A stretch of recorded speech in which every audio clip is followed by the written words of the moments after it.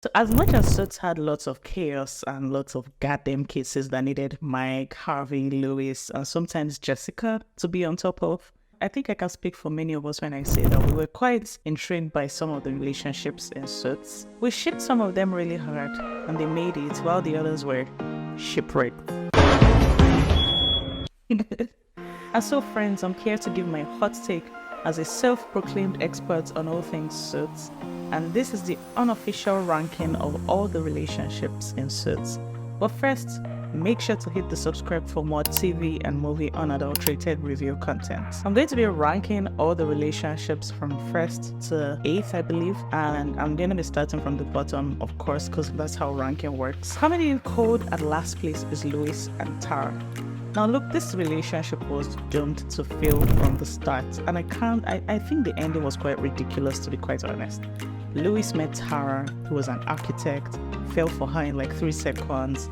She agreed to date Loius even though she was in a long-term relationship with another man. Okay. Now Tara breaks up with a said boyfriend of 3 years, but she got pregnant for him.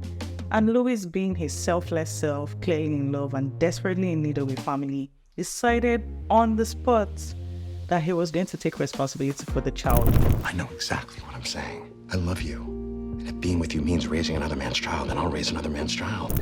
I was not surprised at the act. I thought it was quite sweet, but I was shocked at how soon he decided to do that. Anyway, they keep it moving, and one day she tells Loius to be honest and transparent about his work and life, and that he can tell her anything.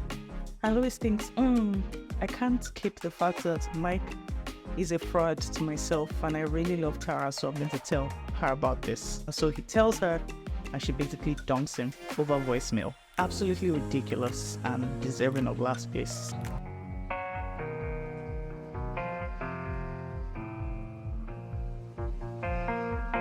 When the world comes.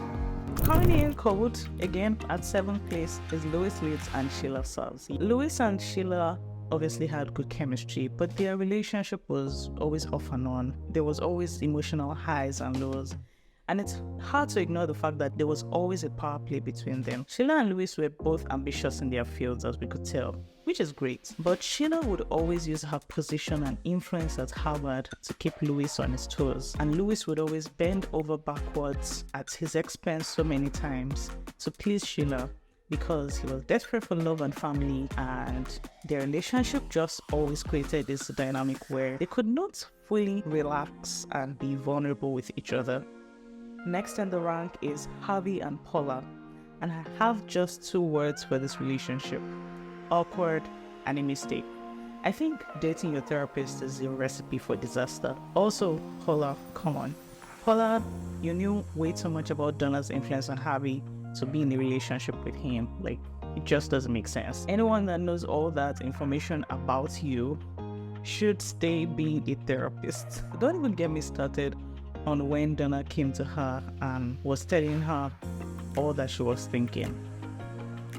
I felt second-hand embarrassment watching this. I honestly think that the writers just wanted to show Harvey and Donna down our throats so bad that they had to create a love interest between Harvey and Paula and make it look like it just couldn't work because Donna would always be number 1 in Harvey's life. That said, I think that if there was no therapist-patient relationship between Harvey and Paula and there was no Donna interference, then I think they probably stood a chance. Back to the ranking. In 5th place will be Jessica and Jeff Malone. Not going to lie, I think this relationship had potential. Jeff was such a fine man, and he and Jessica would have made such a beautiful couple. Oh my. They were just 2 people trying to make it work professionally and in their relationship. Jeff did not want to be lied to, and Jessica felt that she had no choice. And let's be real, I think that it was unfair for Jeff to demand to know every single detail of Jessica's job. First of all, you guys are not even a couple yet, so calm down, bro. And so I think that he could have given her some grace. Also, he had not really done anything to win Jessica's trust and that of the firm, you know, and so already expecting to have access to privileged information. Side-eye Jeff. Remember that time that Jessica asked him to go over his work on the SSC, and he basically implied that Jessica did not trust him. If not, she wouldn't be asking him to reveal his work. And it just made me wonder, Would you have felt the same way if your boss was a man? Like, come on. I was really rooting for Jeff before all of this happened. What do you guys think? Do you think he overreacted with Jessica when he found out how Loius got his name on the door? Or do you think that reaction was justified? Let me know in the comments. We need to have both, or it's not going to work. And you don't want both? Effective immediately, I'm tendering my resignation. Coming in hot at 4th place is Harvey and Scottie. This was a relationship that could have been. They were high school sweethearts. They were age-long friends. These are typically the best relationships, right? But so in the corner of my head, I still think that there was a reason that Harvey did not commit to her. Maybe he didn't see it's going past being a fling.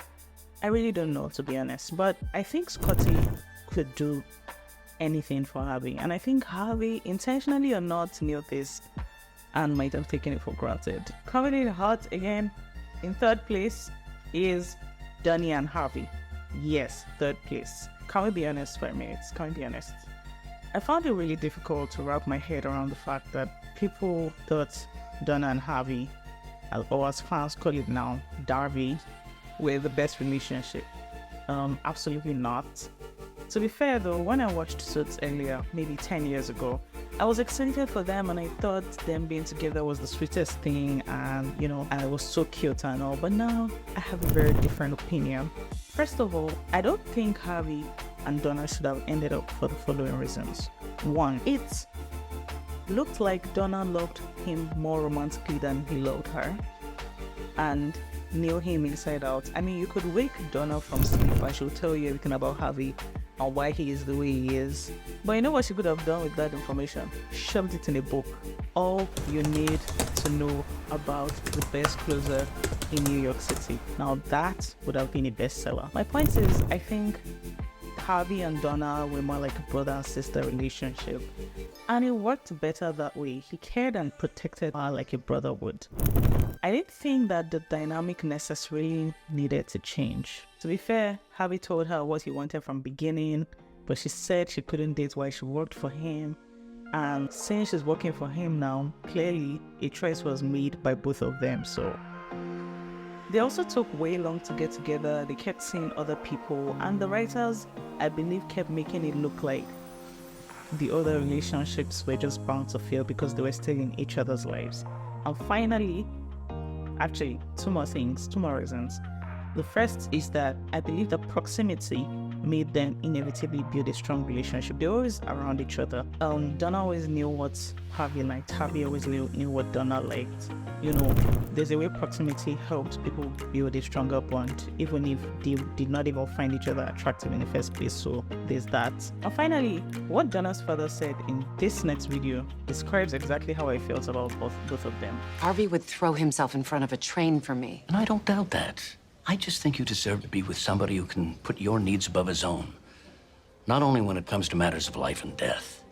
So yeah, I believe they deserve 3rd place on the rank, but I still have my reservations about both of them. I reserved 2nd place for, wait for it, Donna and Thomas. I think Thomas was such a gentleman, and the dynamic with Donna worked so well. Apart from the fact that Thomas is just a fine man. He seemed kind and gentle and charming and drama-free, to be honest. The relationship was not long enough to be able to tell where it was headed, but from the little we saw, it seemed like they could have been something. Well, can we take a bow for the first relationship in the rank?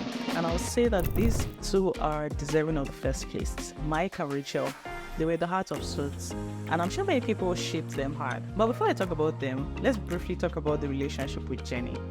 There's a little potential here, but I think that it was a bit complicated because she had dated Trevor in the past. But I'll be lying if I said I didn't see any potential there.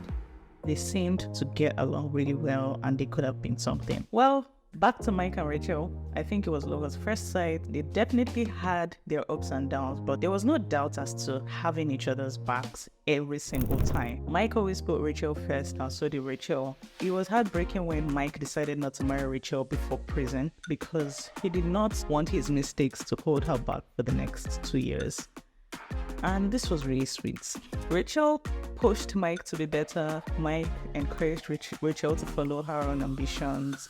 Remember how he helped her build her confidence in preparing for the LSAT after she had completely given up on being able to pass the test. That was really, really amazing. Rachel had to defy her parents a lot of times just to stand with Mike.